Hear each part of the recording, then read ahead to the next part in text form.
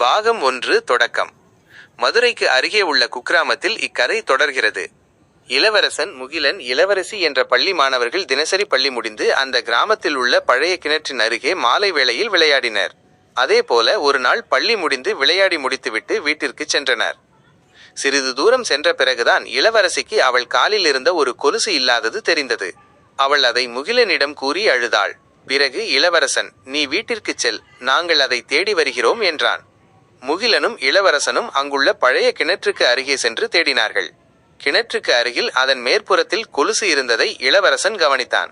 அதை எடுக்க முயலும்போது இளவரசன் தவறி அந்த பழைய கிணற்றின் உள்ளே விழுந்தான். அப்போது முகிலன் என்ன செய்வது என்று தெரியாமல் திகைத்து நிற்க, கிணற்றில் ஒரு சுழல் ஏற்பட்டது. அந்த சுழலில் சிக்கிய இளவரசன் மயக்க நிலையில் அவன் வீட்டில் தூங்கி எழுந்தான். இது கனவு போல என பள்ளிக்கு செல்ல புறப்பட்டான். இளவரசனின் அம்மா அவனை அழைத்து காசு கொடுத்தாள்.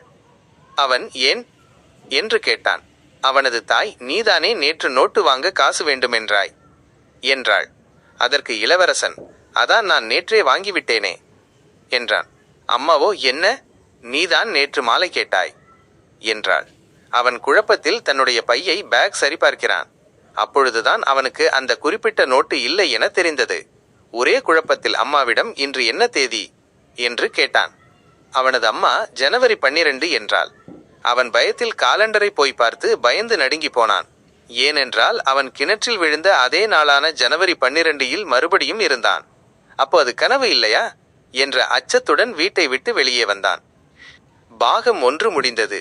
அடுத்து என்ன நடக்கும்?